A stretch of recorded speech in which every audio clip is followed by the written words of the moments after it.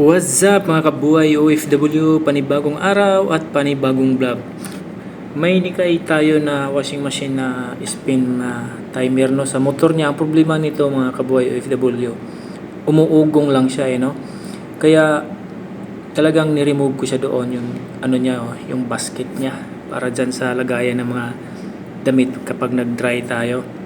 Umuugong lang siya, ibig sabihin gumagana yung motor pero hindi siya umiikot. Kaya ang gagawin natin talagang mano-mano na tayo no para malaman natin. At yun na nga ay kita nyo naman talagang gumagana yung motor natin para sa dryer. Okay? Kaya dito na tayo mag-focus sa ano niya, yung bearing or sa bushing niya no. Baka sobrang kapal na ng kalawang niya. Kaya kahit anong ano natin ang motor, gagana nga siya pero hindi yan mapaikot dahil nga sa sobrang kalawang niya na no. Yung gagawin natin dyan ay lihaan natin, tapos lagyan natin ng W40 para mabilis mawala yung mga kalawang dyan no. Pati yun doon sa kabila, yan yung una na anuhan ko na yan pero kanina sobrang kapal yan.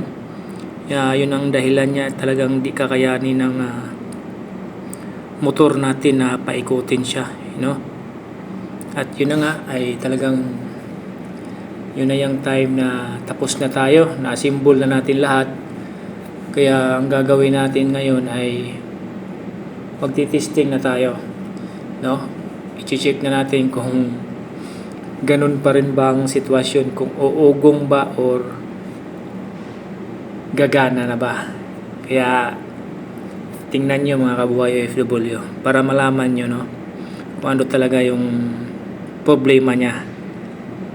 Kaya let's do this mga kabuhay OFW. Sana may idea din kayo sa mga baguhan pa lang no. Baguhan din naman tayo nito, hindi naman tayo pagkailayan, baguhan lang tayo. Dito lang din ako sa company na Toto, sa totoo lang.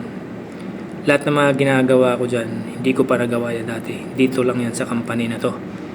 Kaya, yun na nga, dami pa natin pag-aralan ng mga pagdating sa mga ganyan mga trabaho na hindi pa natin kabisado. Kaya, okay na, dami ko pang sinasabi. Yun na nga ang problema nyo dun sa ano niya, sa bushing, sobrang kalawang na. Nung nailagay ko na yung basket niya, no, tapos wala pang motor, talagang malambot na siya. Kaya ito na, yan na yan, hindi ko para ano yung wire. Okay, napapansin niyo yung kulay itim, andun yung bushing niya no? Sa oras na kasi yan na kumapit, pati yung kalawang kapit na kapit, hindi talaga niya mapaikot. Okay, papaanda rin na natin yung timer niya, yung switch ng timer. At ayun na nga mga kabuhay OFW, gumagana na nga siya no. Kanina walang ganyan, hanggang ugong lang siya. Okay, tapos check natin, pero kapag binuksan natin yan, automatic yan mag off yan kasi andun yung magnet niya no, para ano niya, parang brake niya yan. Kapag ibabalik natin ulit yan, gagana ulit yung motor. Yan, tapos tingnan natin ulit.